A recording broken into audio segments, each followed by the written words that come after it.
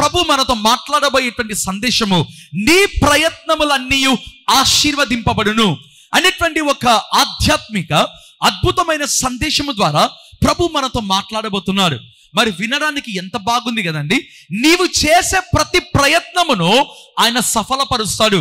ఒకవేళ వ్యాపారం విషయంలోన ఆయన సఫలపరుస్తాడు, లేదా ఒకవేళ ఉద్యోగం విషయములలో ఆయన సఫలపరుస్తాడు, లేదా వివాహ ప్రయత్నములలో ఆయన సఫలపరుస్తాడు. నీవు ప్రమోషన్స్ కొరకు ఒకవేళ ప్రయత్నములు చేస్తూ ఉంటే ఆయన సఫలపరుస్తాడు, లేదా నీ జీవితంలో ఒకవేళ ఇంకొక చోటికి నీవు వెళ్ళాలి అనుకుంటున్నావా, దేవుడు నీ ప్రయత్నమును సఫలపరుస్తాడు. అయితే ఇక్కడ చూసినట్లయితే నీ ప్రతి ప్రయత్నమును ఆయన సఫలపరుస్తాడా అని ఒకవేళ మీరు నన్ను ప్రశ్న అడిగినట్లయితే నేను నో అని చెప్తానండి. ఒకవేళ దేవుడు యెహోషువకు వాగ్దానం ఇచ్చాడు, యెహోషువ నీవు అడుగుపెట్టు ప్రతి స్థలమును నేను నీకు ఇస్తాను. దేవుడు అన్నాడండి, బైబిలే చెప్తుంది, నీవు అడుగుపెట్టు ప్రతి స్థలమును నేను నీకు ఇస్తాను యెహోషువ. ఎస్, బైబిల్లో రాయబడిందండి. అయితే ఒకవేళ ప్రతి స్థలము అంటే నేను నో అని చెప్తాను, ఎందుకంటే దేవుడి వాక్యంలో మీకు నేను తర్వాత చూపించబోతున్నానండి. అయితే వాక్యం యొక్క లోతులోనికి మరి వెళ్ళక ముందు మీకు అర్థమగున్నట్లుగా నేను జరిగినటువంటి సంఘటన మరి నేను చెప్పాలి అని ఆశపడుతుంటున్నాను. ఒకానొక ప్రాంతంలో మరి నాకు తెలిసిన యవనస్తుడు ఇద్దరం కలిసి వెళ్తుంటున్నామండి. వెళ్తున్నటువంటి సమయంలో అకస్మాత్తుగా ఆ యవనస్తుడు ఏమన్నాడు తెలుసా, యేసు నామమందు ఈ అపార్ట్మెంట్స్ నావే అన్నాడండి. ఆ అపార్ట్మెంట్స్ లో కాలు పెట్టి యేసు నామమందు ఈ అపార్ట్మెంట్స్ నావే అన్నాడు. నేను అన్నాను, ఎందుకు నీవు ఆ మాట అన్నావు? ఆ వ్యక్తి ఏమన్నాడు తెలుసా, మా పాస్టర్ గారు చెప్పారు నీవు అడుగుపెట్టు ప్రతి స్థలమును దేవుడు ఇస్తాను అన్నాడు, అందుకే నేను విశ్వాసము ఎక్సర్సైజ్ చేస్తున్నాను, ఈ అపార్ట్మెంట్స్ యేసు నామమందు నావే అన్నాడు. నాకు చాలా బాధ అనిపించిందండి. అయితే అదే యవనస్తుడు ఇంకొంతకు ముందుకు వెళ్ళగా యేసు నామమందు ఈ ఏటీఎం సెంటర్ నాదే, లేదా ఇక ఏటీఎం నాదే, నా బ్యాంక్ బ్యాలెన్స్ నింపబడును గాక, ఇటువంటి మాటలు మరి మాట్లాడడం జరిగింది. నాకు అనిపించింది, ఎందుకు నీవు ఆ మాట అన్నావు? ఆయన అన్నాడు, మా పాస్టర్ గారు చెప్పాడు ఈ విధంగా క్లెయిమ్ చేస్తే దేవుడు మనకి ఇస్తాడంట. ప్రియమైనటువంటి వాళ్ళరా, దేవుడు అటువంటి వాడు కాదు. నీ కష్టార్జితము లేకుండా దేవుడు ఉచితముగా ఏది ఇవ్వడు. ఒక్క రక్షణ మాత్రమే ఉచితము. ఒకవేళ పరిశుద్ధాత్మ వరములు కావాలి అన్నా, పరిశుద్ధాత్మ ఫలములు కావాలి అన్నా, నీ జీవితంలో ఉద్యోగము అన్నా, లేదా నీ జీవితంలో విద్యా జీవితంలో నీవు సఫలము కావాలి అంటే నీవు పని చేయడం ప్రారంభించాలి, నీవు ప్రయత్నించడం ప్రారంభించాలి. అందుకే వాక్యంలో రాయబడింది, నీ ప్రయత్నములను ఆయన ఆశీర్వదిస్తాను అన్నాడు. అంటే అర్థం ఏంటిదండి? దేవుని వాక్యంలో చూసినట్లయితే ద్వితీయోపదేశ కాండము 15వ అధ్యాయము 10వ వచనం మనం చదువుకుందాం. నీవు నిశ్చయముగా వారికి ఇయ్యవలెను, వానికిచ్చినందుకు మనసులో విచారపడకూడదు. ఇందువలన నీ దేవుడైన యెహోవా నీ కార్యముల అన్నిటిలోను నీవు చెయ్యు ప్రయత్నములన్నిటిలోను నిన్ను ఆశీర్వదించును. ఆమేన్. దేవుని వాక్యమే చెప్తుంది, ఏమని రాయబడింది? నీ కార్యములన్నిటిలోను నీవు చేయు ప్రయత్నములన్నిటిలోను యెహోవా నిన్ను ఆశీర్వదించును. దేవుని వాక్యంలోనే రాయబడిందండి. నీవు ఏ కార్యము చేసినా, నీవు ఏ ప్రయత్నము చేసినా దేవుడు ఆశీర్వదిస్తాడంట. అయితే మన జీవితంలో తెలుసుకోవాలి, నీవు ఎప్పుడు వాగ్దానము పొందుకున్నా, నీ జీవితంలో దేవుడు నీతో వాక్యము ద్వారా ఎప్పుడు మాట్లాడినా ఆ ఒక్క మాటను మనం పట్టుకోకూడదు. ఆ అధ్యాయమంతా చదవడం ప్రారంభించాలి. Before every promise of God or behind every promise of God. దేవుని వాగ్దానమును నువ్వు పొందుకోక ముందు, లేదా దేవుని వాగ్దానం వెనకల అసలు నీవు ఏముందో నువ్వు చూడడం ప్రారంభించాలి. ఖచ్చితంగా దేవుడు ఒక కండిషన్ పెట్టి ఉంటాడు, ఖచ్చితముగా దేవుడు ఒక షరతు పెట్టి ఉంటాడు. దేవుడు అంటున్నాడు, నీవు చేయు ప్రయత్నములు ఆశీర్వదించబడును. అంటే అర్థం ఏంటిదండి? మనం ప్రయత్నం చేయాలనే కదా అర్థము. దేవుడు అన్నాడు, నీవు అడుగుపెట్టు ప్రతి స్థలమును నీకు ఇస్తాను అన్నాడు. అంటే అర్థం ఏంటిదండి? మనం అడుగు పెట్టాలనే కదా అర్థము. అడుగు పెట్టకుండా దేవుడు వారికి కనాను ఇవ్వడు, అడుగు పెట్టకుండా యోర్దాను నది ఆగిపోదు. ఇన్ ద సేమ్ వే ప్రయత్నము చేయకుండా ఆశీర్వాదము అనేటువంటిది రాదు. ఒకవేళ నువ్వు హ్యాపీగా కూర్చొని ప్రార్థన చేసుకుంటూ వెరీ కంఫర్టబుల్ గా మరి సోఫాలో కూర్చొని కాఫీ టీ తాగుతూ దేవుడు నాకు ఇస్తాడు కదా అనుకుంటే, no, it is not possible. అది సాధ్యము కాదు. బైబిలే చెప్తుంది, నీ ప్రయత్నములను ఆయన ఆశీర్వదిస్తాడు. దట్ మీన్స్ నీవు ప్రయత్నించడం ప్రారంభించాలి. అయితే ఆ వాగ్దానం వెనకల దేవుడు ఒక కండిషన్ పెట్టాడండి. బైబిల్లో రాయబడింది కదా, నీవు నిశ్చయముగా వానికి ఇవ్వలేను. ఆ తర్వాత చూసినట్లయితే వానికి ఇచ్చినందున మనసులో నువ్వు విచారించకూడదంట. ఎవరంట అండి? బైబిల్లో రాయబడింది ముందు వచనంలో మీరు చూసినట్లయితే, ఎవరైతే ఒకవేళ నీ ఇంట నీ సహోదరుడు ఒకవేళ పేద స్థితిలో ఉంటే ఆ పేద సహోదరునికి లేదా సహోదరికి నువ్వు ఇవ్వడం ప్రారంభించాలి. మరి ఇచ్చిన తర్వాత అయ్యో నేను ఎందుకు ఇచ్చానని ఇంత, ఇంకొంచెం తక్కువ ఇచ్చింటే బాగుండింది కదా, ఇటువంటివి నువ్వు విచారణ చేయడం మంచిది కాదు. ఒకవేళ నీవు ఇయ్యకపోతే బైబిల్లో రాయబడింది కదా, ఒకవేళ నీ సహోదరుడు నీ సహోదరి వారి యెహోవాకు మొర్రపెట్టిన ఎడల బైబిల్లో ఏమని కనిపిస్తుందో తెలుసా? నీకు పాపమగును. అమ్మో, ఎంత భయంకరమైన మాట అండి. ఒకవేళ నీవు ఇయ్యని ఎడల, ఒకవేళ నీవు న్యాయము చేయని ఎడల ఆ వ్యక్తి మొరపెడితే నీకు పాపం అవుతుందంట. అయితే దేవుడు అంటున్నాడు, ఎవరైతే ఇస్తారో, చాలా మంది కుటుంబాలను నేను చూస్తుంటానండి, ఒకవేళ అక్క చెల్లెళ్ళు అన్నదమ్ముళ్ళు ఉంటే ఏం చేస్తారో తెలుసా? అన్ని బాగా ఉన్న వాళ్ళకే కుటుంబంలో అన్ని కూడా ఇస్తుంటారు. అన్ని బాగా ఉన్నటువంటి వాళ్ళకే.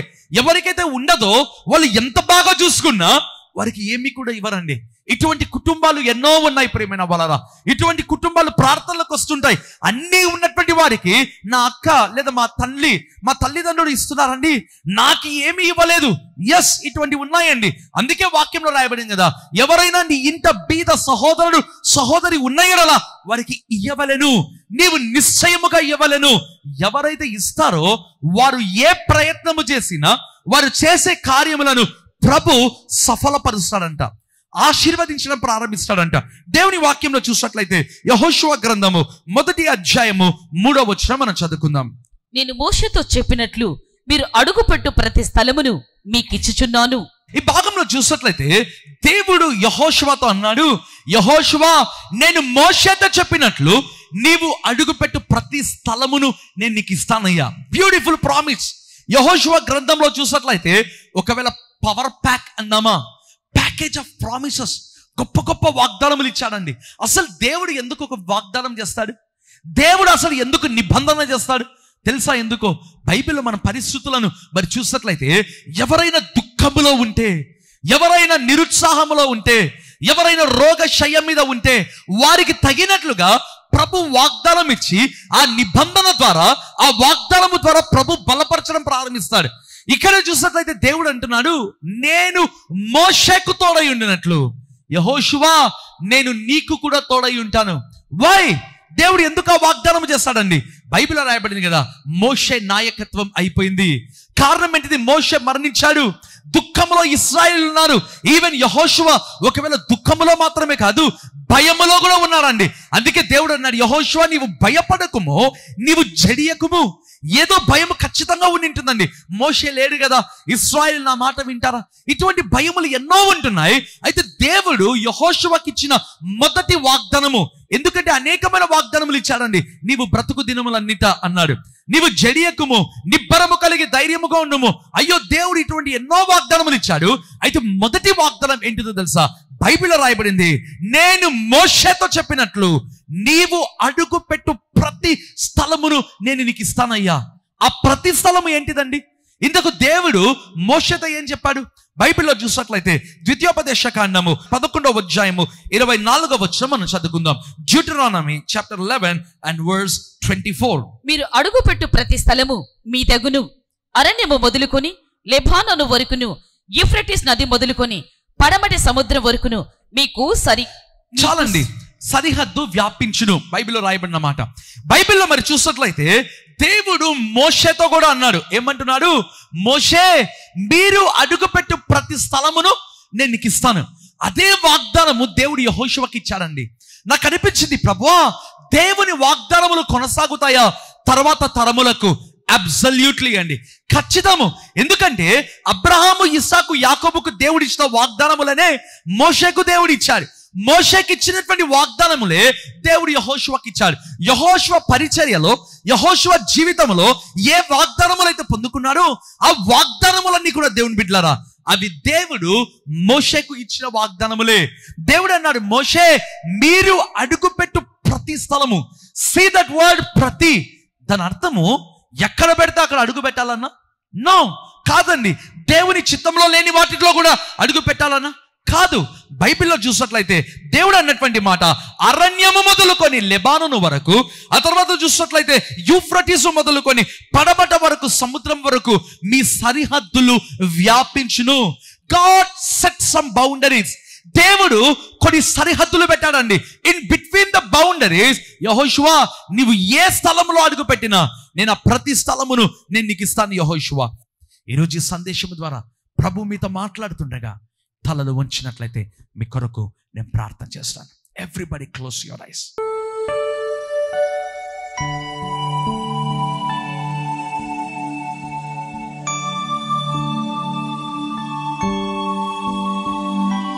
కృపగల దేవా, దయగలిగిన మా ప్రభువా, నీకు స్తోత్రమునైనా తండ్రి. మీరు ఇచ్చినటువంటి ఈ యొక్క అద్భుతమైన సందేశము తండ్రి, మా ప్రయత్నములన్నీ ఆశీర్వదింపబడును అని ఒక అద్భుతమైన సందేశము ద్వారా నీ దీనదాసుడైన నా ద్వారా మీ ప్రియ బిడ్డలతో మాట్లాడినందుకు నీకు స్తోత్రము ప్రభువా. వారు చేయబోయే ప్రతి ప్రయత్నము దీవించబడును గాక. వారి కార్యములన్నీ, వారి ప్రయత్నములన్నీ మీరు సఫలపరచండి, మీరు ఆశీర్వదించండి ప్రభువా. అయితే ప్రభువా తని ఒక హెచ్చరిక కూడా ఇచ్చారు ప్రభువా. ఎవరైతే నీ చిత్తమును చేయరో, ఎవరైతే నీ వాక్యమునకు విధేయత చూపించారో వారి ప్రయత్నములు విఫలమవుతాయి, వారు వాగ్దానములను స్వతంత్రించుకోరు అని కూడా ప్రభువా మీరు సందేశం ఇచ్చి ఉంటేనే కానీ స్తోత్రం నాయన. ప్రభువా బ్లెస్ చేయండి ప్రభువా. తండ్రి నీ వాక్యమునకు విధేయులమై తండ్రి నీ యొక్క ఆశీర్వాదములు మేము పొందుకున్నట్లుగా మీరు సహాయం చేయండి ప్రభువా. తండ్రి నీకే స్తోత్రములు ప్రభువా. తండ్రి ప్రభువా తండ్రి వారి జీవితంలో ఉద్యోగములు దయచేయండి నాయన. వారి జీవితంలో వివాహ ప్రయత్నములను జీవించండి తండ్రి. ఎవరికి చెప్పుకోలేక ఏ సమస్య చేతైతే వాళ్ళు బాధపడుతున్నారు వారందరినీ మీదికి నాయన నీ సన్నిధి మీరు కుమ్మరించండి తండ్రి. నా ప్రార్థన ఒకటి ప్రభువా, ఈ సందేశము విని ఎవరైతే ఈ ప్రార్థనలో ఏకీభవిస్తున్నారో దేవా నీ సన్నిధి దిగి వచ్చును గాక. Let your presence come down upon them my lord. నీ సన్నిధి దిగి వచ్చును గాక. ప్రతి మేలులను జరిగించండి. ఈ సంవత్సరం ఒక దీవెనకరమైన ఆశీర్వాదకరమైన సంవత్సరముగా మీరు ఉంచండి. ఎవరైతే తమ ప్రేమపూర్వకమైన కానుకలను ఈ పరిచర్యకు పంపిస్తున్నారో అటువంటి వారందరినీ సమృద్ధిగా దీవించండి, సమృద్ధిగా ఆశీర్వదించండి. సమృద్ధి అయిన మేలులను వారి జీవితంలో మీరు జరిగించండి, కనపరచుమని అయ్యా నీకు కృతజ్ఞతలు తెలియజేసుకుంటూ విత్తపడిన వాక్యమును మీరు నీరు కట్టి ఫలింప చేయమని యేసు నామమున ప్రార్థిస్తున్నాను తండ్రి. ఆమేన్.